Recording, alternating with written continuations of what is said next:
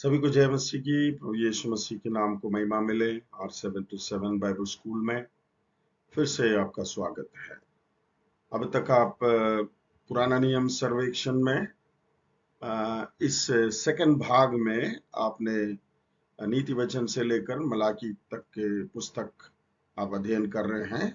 ये last book है, मलाकी की पुस्तक या मलाकी की भविष्यवाणी की पुस्तक। मलाकी की पुस्तक जैसे आप जानते हैं छोटे भविष्यवक्ताओं के पुस्तकों में अंतिम पुस्तक के रूप में रखी गई है। पुराना नियम में या यहूदियों के बाइबल में जो कि हमारा पुराना नियम है, यहूदियों के बाइबल में ये मलाकी की पुस्तक लास्ट बुक नहीं है, बीच में कहीं आता है। उनके लास्ट बुक जो है दूसरा इतिहास है, पहला इतिहास और दूसरा इतिहास, ये दोनों एक साथ इतिहास की पुस्तकें करके आते हैं। क्योंकि जैसा कि मैंने पहले कह चुका था कि हग्गाई, जकरिया, मलाकी ये तीनों पुस्तक जो है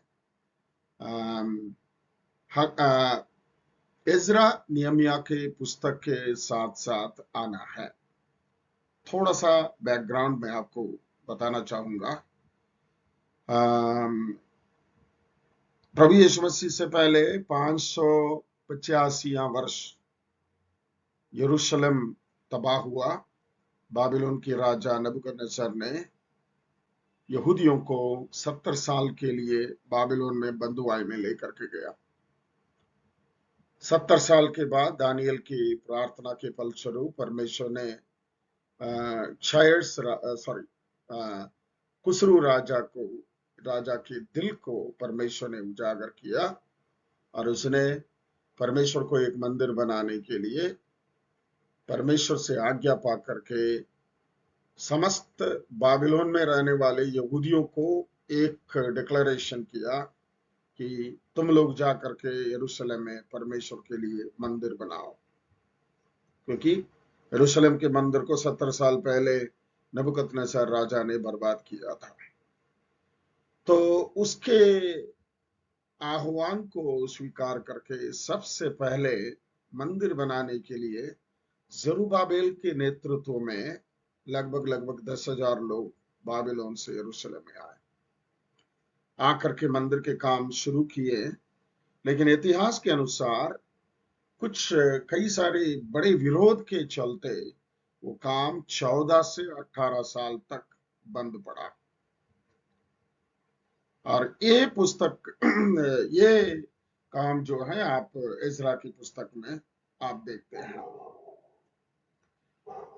तब जो भविष्यवाणी करने वाले में प्रमुख व्यक्ति जो था जकरिया की पुस्तक, जकरिया और हग्गाई, ये दोनों लगभग। हग्गाई कहते हैं जब परमेश्वर की मंदिर उजड़ा पड़ा है तो तुम कैसे अपने घर बनाने में लगे हो, इसलिए परमेश्वर के आह्वान को सुनो, जंगल में जाओ, लकड़ी काट करके लेकर आ जाओ। तो ये आह्वान को लोगों ने ग्रहण किया और ये काम करने लगे। और वो देखता है कि लोग काम कर रहे हैं तो वो पीछे खड़े होकर के बोलते आज से परमेश्वर तुम्हें आशीष देगा। जकरिया के पुस्तक में आप चौथे अध्याय में आप देखते हैं कि जब जरुब्बाबेल शायद थोड़ा सा डिस्करेज हो गया था, इसलिए भविष्यवाणी उसके लिए आ रहा है, जरुब्बाबेल के लिए परमेश्वर का वचन ना तो बल से ना शक्ति से परंतु परमेश्वर की आत्मा से ही होगा। जरुब्बाबेल का हाथों ने इस मंदिर के नींव डाला है और उसी के हाथों से ये काम पूरा होगा। तो मतलब ये हग्गाई, जकरिया ये दोनों मंदिर बनाने वालों के लिए बड़ा प्रोत्साहन देने वाले के रूप में भविष्यवाणियां बोल करके लोगों के साथ खड़े होकर काम करने वाले याजक, भविष्यद्वक्ता सब एक साथ, और उसके बीच में प्रार्थना करने वाले भी एक साथ खड़े होकर के उन्होंने परमेश्वर के मंदिर के कार्य पूरा होते देखना चाहा। उन्होंने देखा भी है।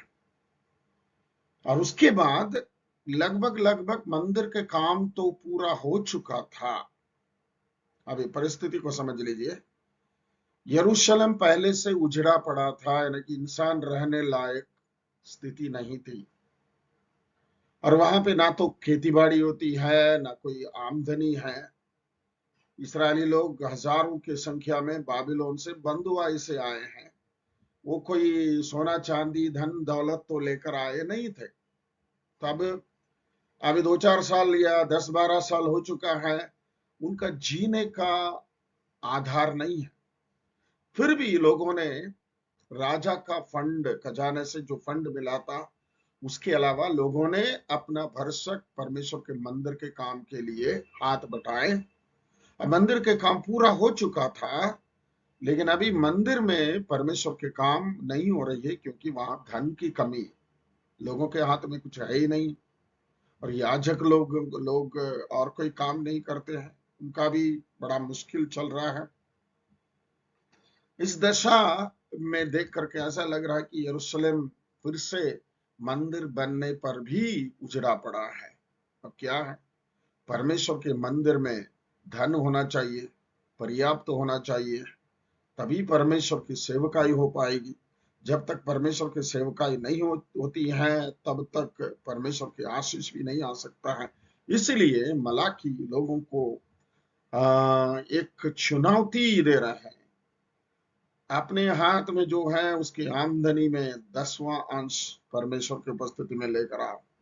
परमेश्वर को परख कर देखो, वो पर्याप्ति से बढ़कर तुम्हें आशीष देता है कि नहीं है।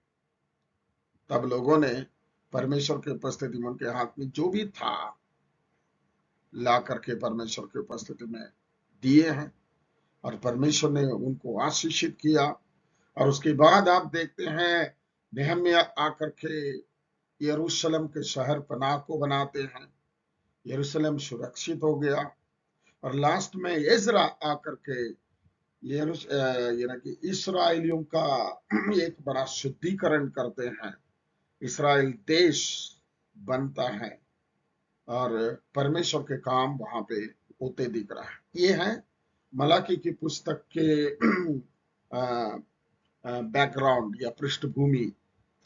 और यहाँ पे ज्यादा कुछ बातें तो नहीं बोलते हैं परमेश्वर के मंदिर के कार्य के विषय में, और परमेश्वर की उपस्थिति में परमेश्वर को देने से परमेश्वर कैसा आशीष देता है। और उसके बाद बच्चों के दिलों को, यानी कि पूर्वजों ने जो छोड़ करके गया है, उसे पालन करके परमेश्वर की तरफ कैसा फेरना है, प्रभु का भय मान करके कैसा चलना है। लास्ट में वो कहते हैं एलिया आएगा। जिस एलिया के संबंध में ये बात करते हैं, प्रभु यीशु मसीह ने उसी एलिया के बाद यूहन्ना बपतिस्मा दाता के रूप में प्रभु यीशु मसीह ने पेश किया लोगों के साथ। आने वाला एलिया यही है, परमेश्वर का पुत्र का मार्ग तैयार करने के लिए आने वाला। अब आइए मलाकी की पुस्तक, पश्चाताप करो एवं वापस आओ। ये वापस आने का बात क्या हो रहा है? देखिए, पिछले 70 साल में, यानी कि इससे पहले 70 साल में राजा नबूकदनेस्सर ने यरूशलेम में बीमारों को, बूढ़े बुढ़ियों को, जो किसी काम के लायक नहीं है, उन लोगों को छोड़ करके बाकी अच्छे अच्छे लोगों को वहां हैंगिंग गार्डन बनाने के लिए ले गए। लेकिन यहाँ पे लोगों ने जितने रहे, यहाँ इनका जीवन ऐसा चला कि ये बाहर के लोगों से पिछले 70 साल में शादी करके इसराइल के गोत्र को तहस नहस किए, और लोगों से शादी किए हैं, लड़कियों को शादी दिए हैं। इसलिए इसराइलियों का जो नेशन, इसराइलियों का वो जो वंश लोग जो है ना, बिगड़ने लगे। लेकिन एजरा आने के बाद उन्होंने पब्लिकली लोगों को बोला, जितनों ने ऐसा किया है वो सब छोड़ छाड़ करके बाहर आ जाओ। कुछ लोग बाहर आए, कुछ लोग आना पसंद नहीं किए हैं। जो लोग आए नहीं थे उनको उन्होंने यरूशलेम से निकाल करके शेमरोन में भेज दिया। शेमरोन का नया नाम है सामरिया। और सामरिया में जो लोग रहते थे उनको यहूदी लोग, जो प्योर यहूदी लोग, कुत्ते कहते थे। क्योंकि लोगों से मिलते हुए लोगों के साथ अपना फैमिली सेटअप कर दिए हैं, वो प्योर या शुद्ध यहूदी नहीं है, इसलिए कुत्ते नाम से बुलाए जाते थे। और उसके बाद आपको मालूम है, मलाकी की पुस्तक के बाद 400 वर्ष तक परमेश्वर ने किसी से बातचीत नहीं की। यरूशलेम और सामरिया का कोई संबंध नहीं, यानी कि यहूदी और मिक्स्ड रेस के बीच में कोई संबंध नहीं रही। सबसे पहले लगभग 400 वर्ष के बाद कौन जा रहे हैं मालूम है? यूहन्ना रचित सुसमाचार 4 अध्याय में प्रभु यीशु मसीह जा रहे हैं, ये सामरिया के रास्ते। तब तक सामरिया का हालात आप लोग देखिए, वहां पे एक स्त्री से मुलाकात हुआ, वो 5 पति कर चुकी थी और 6वां पति के साथ रहती है, वो भी उसका पति नहीं है। मतलब इतना सोदोम गोमोरा जैसा नैतिकता बिना उनका जीवन, बिना नैतिकता के जीवन, शादी नहीं है उनका, बस किसी के साथ रहना। तो यही है परमेश्वर के संगति से दूर होकर रहने वालों का स्थिति। लेकिन प्रभु ने उन पर तरस खाया, उनको जीवन का जल का संदेश यानी कि सुसमाचार प्रभु ने दिया, सुसमाचार पर वो विश्वास करी और प्रभु ने उनके जीवन को और पूरी सिटी को बदल डाला। और उसके बाद हम देखते हैं प्रेरितों के काम की पुस्तक 8वें अध्याय में, जब सुसमाचार का काम जोर जोर से चल रहा है, फिलिप्पुस जाकर के सामरिया में प्रचार करने लगा। वहां बड़ा भीड़ प्रभु यीशु को ग्रहण किए। तब पतरस गए वहां पे उनको उनको देखभाल करने के लिए, उनको उपदेश देने के लिए। ये प्रेरितों के काम 8वें अध्याय में आप देख सकते हैं। और उसके बाद प्रभु यीशु मसीह, और उससे पहले प्रभु यीशु मसीह प्रेरितों के काम पहले अध्याय उसके 8वीं आयत में प्रभु कहते हैं, पवित्र आत्मा जब तुम पर आएगा तुम सामर्थ पाओगे, तो तुम यरूशलेम में, यहूदिया में, सामरिया में और पृथ्वी के छोर तक तुम मेरे लिए गवाह बनोगे। इसलिए प्रभु यीशु मसीह की योजना यानी कि सुसमाचारीय योजना में सामरिया का भी नाम आया है। ठीक है, इसलिए जो लोग प्रभु से बिगड़ते चले गए, वापस चले गए हैं, वो प्रभु की उपस्थिति में वापस आ जाओ, ये संदेश है। लेखक इस भविष्यवाणी के लेखक के रूप में मलाकी केवल एक में लिखा है। मलाकी का शाब्दिक अर्थ है मेरा संदेश वाहक, राइट। मलाख ये जो इब्रानी शब्द है, मतलब स्वर्गदूत या संदेश वाहक, दूत, मलाख। सो मलाखी ये शब्द आता है इब्रानी शब्द के अर्थ का संभवतः एक छोटा रूप यहोवा का संदेश वाहक या इसलिए उपयुक्त है क्योंकि यह पुस्तक वाचा का संदेश वाहक के आगमन को महत्व देता है। यूहन्ना बपतिस्मा देने वाले के भविष्यवाणी को मत्ती 11:10 के अनुसार, राइट, 3 अध्याय यानी कि मलाकी 3:1 के अनुसार आप देखते हैं। टाइम जो है 450 से 400 ईसा पूर्व।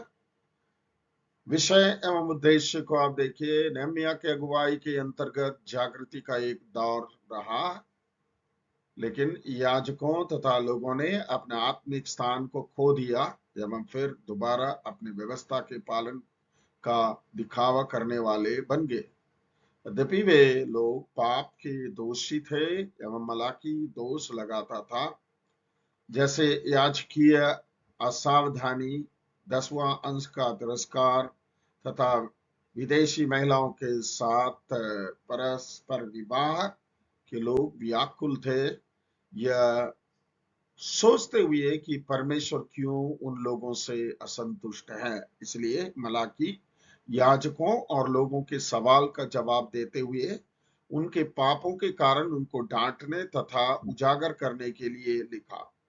लेकिन वह परमेश्वर के संदेशवाहक के आगमन के बारे लिखकर समापन से उन्हें प्रोत्साहित किया, जो मसीह के लिए मार्ग तैयार करेगा। बहुत अच्छा एक विषय और उद्देश्य का डिटेल आपको दिया गया। लोगों का स्थिति क्या थी, कौन सी चीज के लिए उनको आह्वान किया गया था। मूल शब्द इसमें देखिए, मलाकी में 12 बार पाया जाता है कि यहोवा का ये वचन है। शब्द श्राप या श्रापित 4 आयतों में 7 बार आता है।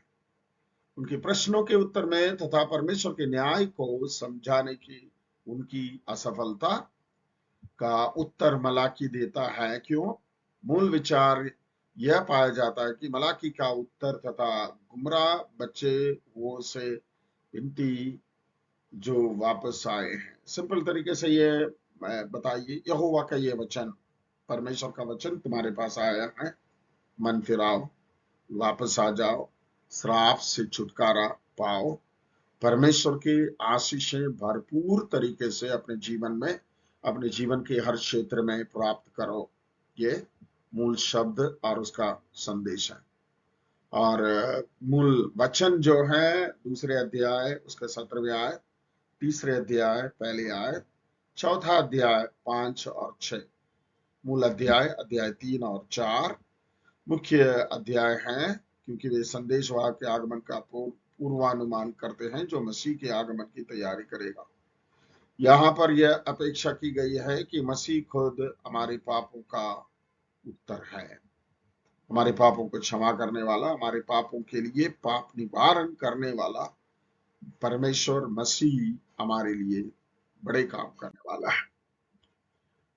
मलाकी में मसीह का प्रतिरूप आप देखिए, मलाकी के पुस्तक 400 वर्षों के भविष्यवाणी के छुप रहने की प्रस्तावना है। ठीक है, तो आप ये सोच सकते हैं मूसा के टाइम से लेकर के मलाकी के टाइम तक लगभग 2000 वर्ष है, 1500 वर्ष है। और इतने टाइम में परमेश्वर इस्राएलियों से बार बार याजकों के द्वारा, रक्षकों के द्वारा, राजाओं के द्वारा, भविष्यवक्ताओं के द्वारा, वो भी बार बार परमेश्वर बातचीत करते आए हैं। लेकिन लोग परमेश्वर की बातों को न मानने के वजह से, मन को कठोर करने के वजह से, परमेश्वर की बातों को बार बार आनाकानी करने के वजह से परमेश्वर 400 साल के लिए शांत हो गए, उनको बोलना बंद कर दिए। और लास्ट में आ रहे हैं यूहन्ना बपतिस्मा देने वाले के द्वारा ये जो परंपरा 400 साल का परमेश्वर का खामोशी टूट गई।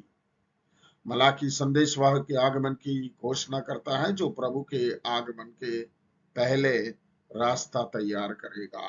तीसरे अध्याय उसके पहले आयत, यशायाह नबी की पुस्तक 40वें अध्याय उसका 30वें आयत में भी ये आप देख सकते हैं। और ये यूहन्ना बपतिस्मा देने वाले का ये भविष्यवाणी को पूरा करता है। लेकिन आगे आने वाले कुछ वचन तीसरे अध्याय उसका 2 और 5 में मसीह के द्वारा दूसरे आगमन के लिए आगे बढ़ जाता है। तो मतलब ये भविष्यवाणी बोल करके वो यहीं पे छोड़ देते हैं कि आगे 2-3 बातें होने वाली है। नंबर 1, परमेश्वर का पुत्र मसीह के मार्ग तैयार करने वाला पहले आएगा, फोर रनर पहले आएगा। और उसके बाद उसके पीछे पीछे मसीह या मसीह जो यहूदियों को छुड़ाने वाला, इस्राएलियों को परमेश्वर के खुशी में पहुंचाने वाला आने वाला है। ये मलाकी की पुस्तक तीसरे अध्याय पहले आयत में आप देखते हैं। रूपरेखा देकर के इसराइल का सौभाग्यपूर्ण स्थान, पहला अध्याय पहले आयत से लेकर के 5वें आयत तक। परमेश्वर की प्रेम की घोषणा, पहला अध्याय पहले आयत और दूसरे आयत। संदेह किया, पहले अध्याय दूसरे आयत। प्रदर्शित किया, पहला अध्याय 3 से लेकर के 5 तक आप पढ़ सकते हैं। और उसके बाद दूसरे पॉइंट, इसराइल का प्रदूषण या मलिनता, धोखा देना, अविश्वास योग्यता, मिश्रित विवाह, तलाक, आधर्मिकता एवं ढिठाई। उपवाक्य विशेष, यूहन्ना बपतिस्मा दाता का आगमन तीसरे अध्याय उसके 1 से लेकर के 6 तक। लूटपाट, घमंड। एक बार और देखिए इनके लोगों के अंदर के चीजें जो परमेश्वर को पसंद नहीं था, धोखा देना, विश्वास योग्यता, मिश्रित विवाह, तलाक, आधार्मिकता एवं ढिठाई, लूटपाट, घमंड, इतना सारा काम जो परमेश्वर के लोग होने के बाद भी अपने अपने मन में, अपने अपने में जीवन में रखे रहे, इसे परमेश्वर घृणा करता है। और लास्ट में लोगों से वायदा, तीसरे अध्याय 16 से लेकर के चौथा अध्याय 6वीं आयत तक, स्मरण के पुस्तक की प्रतिज्ञा, मसीह के आगमन की प्रतिज्ञा, एलिया के आगमन की प्रतिज्ञा, ये तीनों बहुत बहुत महत्वपूर्ण है। स्मरण की पुस्तक जो स्वर्ग में परमेश्वर के पास है, एक दिन खुलेगा। इंसान जो जो काम परमेश्वर यीशु मसीह के संतान होने के बाद परमेश्वर के लिए जो किया है, उसके लिए प्रतिफल मिलेगा। मसीह के आगमन की प्रतिज्ञा पूरा हुआ है, एलिया के आगमन की प्रतिज्ञा पूरा हुआ है। इसी प्रकार मलाकी के पुस्तक के साथ पुराना नियम खत्म होती है। हमने जो किया है वो एक सर्वे है। सर्वे मतलब एक छोटा सा डिटेल है।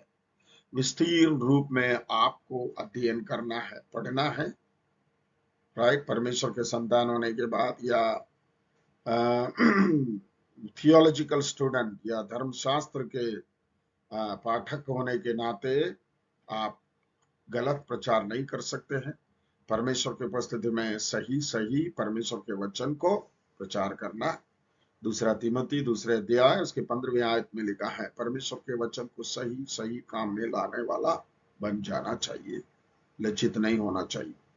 इंग्लिश में लिखा है, rightly dividing the word of truth, परमेश्वर के वचन को सही व्याख्यान करके लोगों के लिए परमेश्वर के वचन का फायदा पहुंचाना है। प्रभु आपको आशीषित करेगा। इस सब्जेक्ट पूरा करने के लिए प्रभु ने यहाँ तक आपको मदद किया है, मैं प्रभु का धन्यवाद देता हूँ।